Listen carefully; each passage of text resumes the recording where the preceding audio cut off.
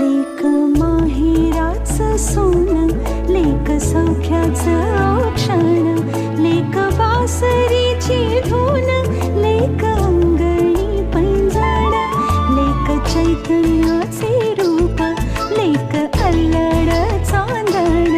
लेक रंगांचं शिंपण, लेक गंध हवामान,